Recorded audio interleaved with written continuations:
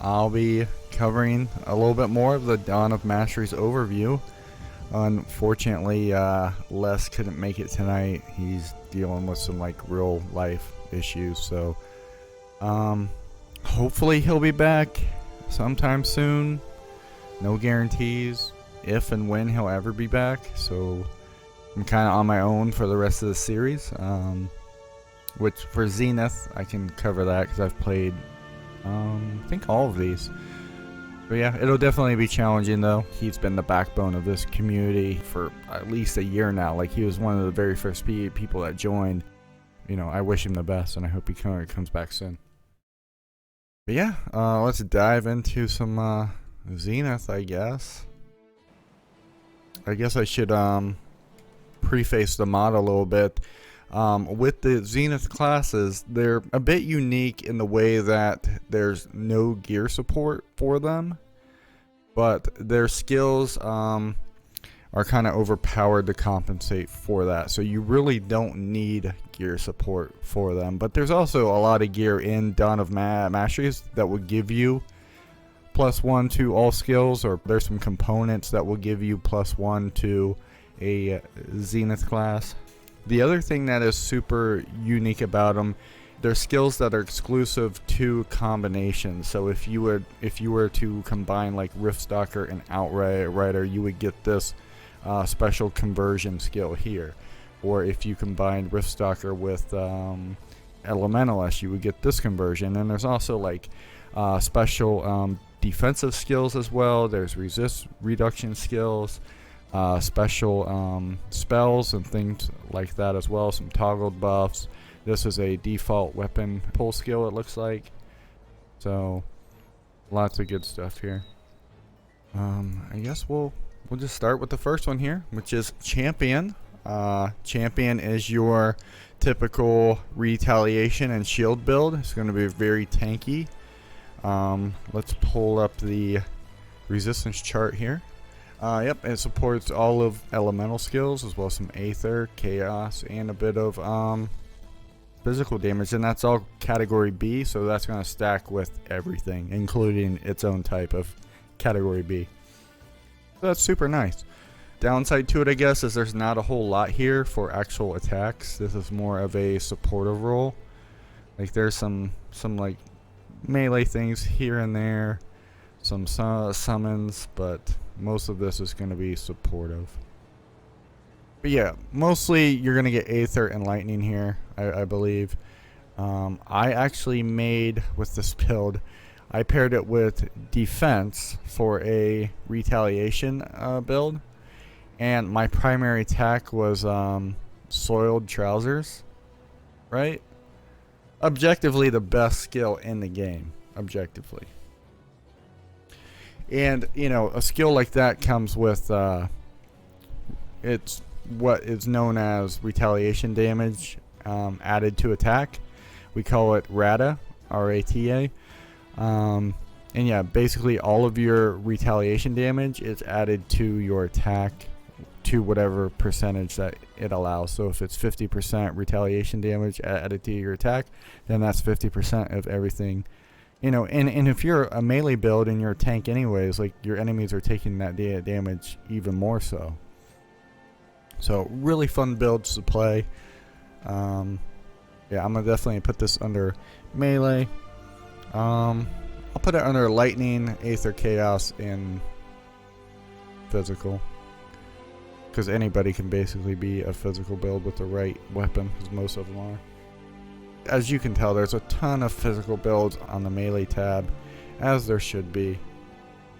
Moving on, we have Elementalist, and just like it sounds, it's going to support a lot of elemental builds, fire, lightning, and cold.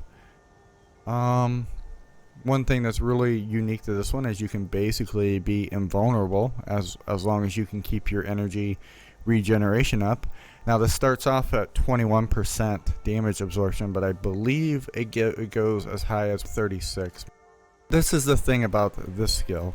Citadel of Ice basically makes you invulnerable, not just because of the damage absorption, but also the health regeneration.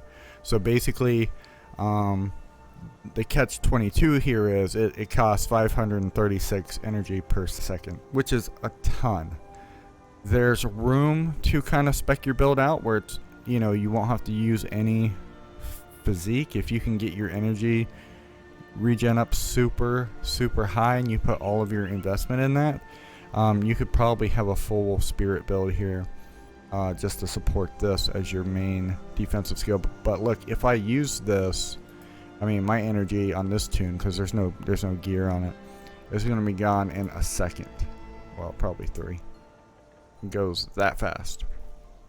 You can also alternatively use this as a panic button as well. Like if you're in deep shit, you spam that and you get the hell out of there. So I know a lot of people play it that way as well. Alright. Yeah, and of course there's a lot of skills here. I'm not really sure about the combinations, but I know that they were specifically designed to work well with each other. So Elementalist supports Elemental exclusively. It looks like on the calculator only 25%, but it also has 100% of Class C. So on that one, that's only a 16% chance at soft cap. It's a 16% chance to reduce the enemy's resistances by 100%, and it's only for 3 seconds, 10-second cooldown. Some pros and cons there. Obviously, it's going to be a caster. This is an elemental build, so lightning, fire, and cold. Pretty simple stuff. And technically, it could work for anything. Like any of these classes feel like they could work for anything as a supportive role. So this would be really good roles if you got these in the contest.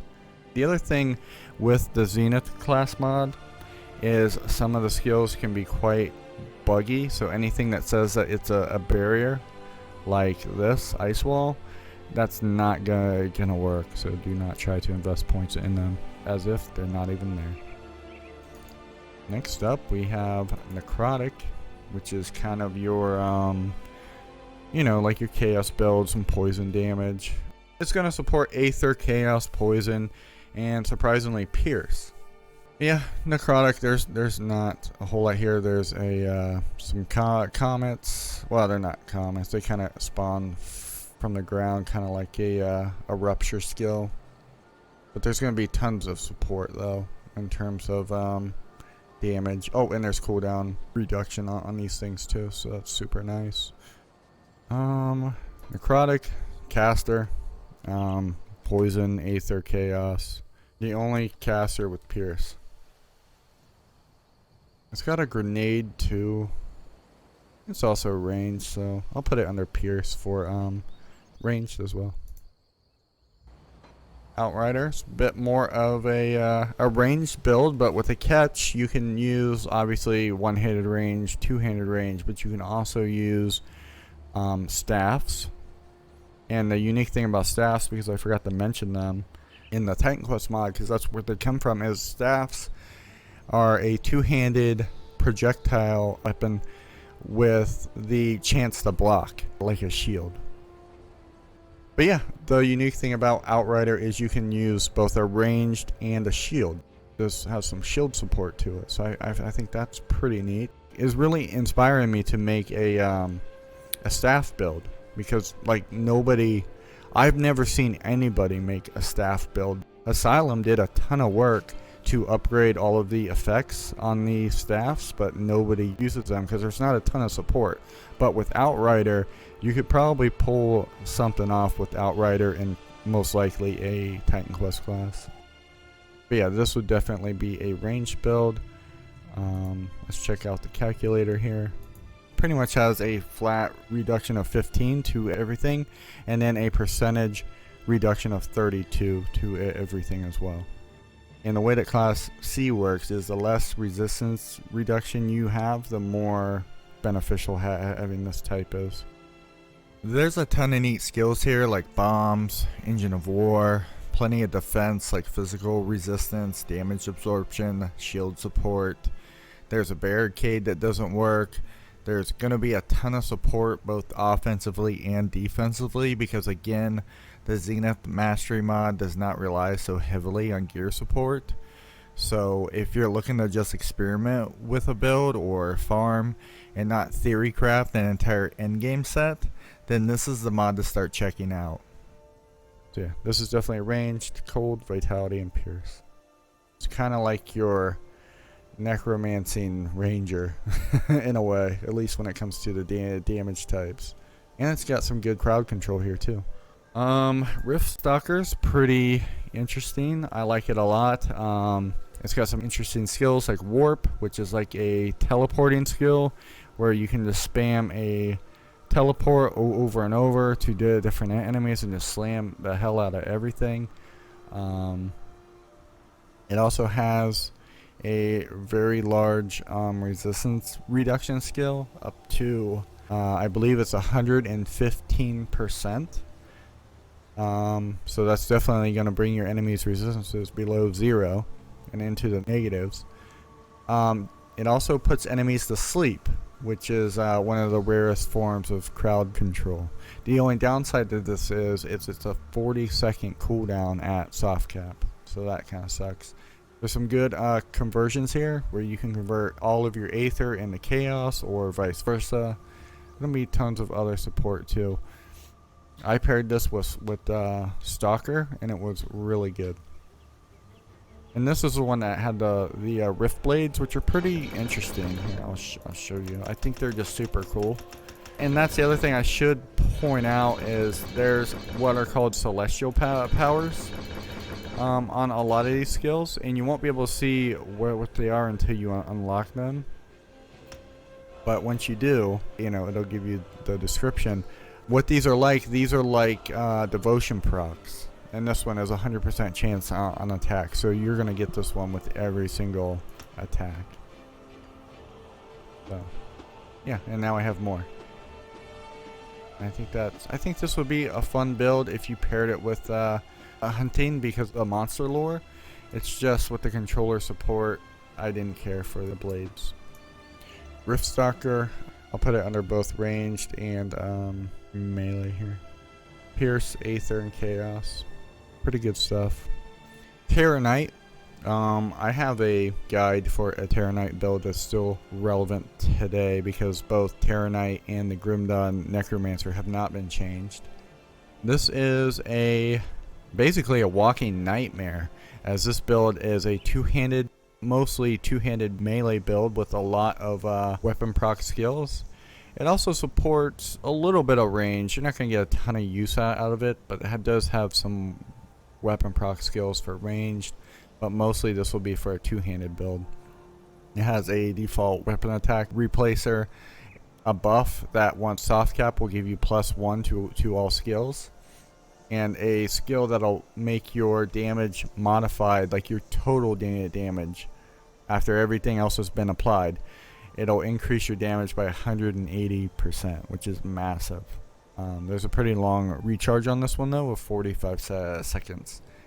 And other than that, almost every other skill is either like a Terrify or Petrify or a Stun or Life Leech or Attack Damage Converted to Health or Energy Leech. I mean, this thing is basically a walking demon. I wouldn't use this skill though, Whispers of Madness, unless you play with your computer completely muted with no sound, because this is no joke. It is a Whisper of Madness. But yeah, tons of support too at the bottom for a lot of passive stuff to increase attack damage converted to health, your attack speed, your basic stats, your CC, resistance reductions, your dots, and of course your OA and your DA. So really good build, really strong. You compare it with the other Zenith classes to get additional skills here. So yeah, definitely worth checking out, especially if you get one of these rolled in the hardcore challenge. You're not going to have a whole lot of worries when it comes to like the gear support, because a lot of these skills are self-supportive. So definitely a melee build. I probably wouldn't put this under anything else. When it comes to what damage types it supports, it's basically anything. So yeah, it's got 30 pretty much on class A, which is flat, and then 29% at class C, which is a percentage. And these do stack like you can only have one type C or type A. If you have like two classes that have type A, like this is 10 and this is 30, it just picks your highest one. Same with class C. So I'm not going to put it under everything though, because its primary skills are mostly vitality damage and fire. Yeah, this build was a lot of fun, but it was kind of difficult to level at first. One of the biggest downfalls of it is it lacks AoE. So if you find a good supportive role to fill that gap, you're going to have a good time. If you could turn this into a caster, right, and you use Terror Knight as your supportive role, you would have a really good time with all the fear, the terrify effects, because everything just runs from you, and you would just be able to shoot it down. I have a video, actually I think I deleted it, but I had a video of where I pitted mine against the avatar of Modragon, and he has a ton of ads, and they were just running all over the place, and I could just focus directly on him. So they're also good in boss fights too, if that boss has a lot of ads. It'd be interesting to see how he'd fare against the crate of entertainment. I think that would be fun too. That was it. Champion, Elementalist, Necrotic, Outrider, Rift Stalker, and we did Terror Knight as well. As you guys can tell too, none of these classes are going to be on the pet gameplay style.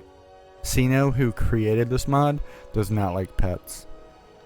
I want to go over the D2 classes, probably not tonight, but I will say the thing that does make them unique is basically none of them have resist reduction except for Paladin and Necromancer, and it's both like small amounts.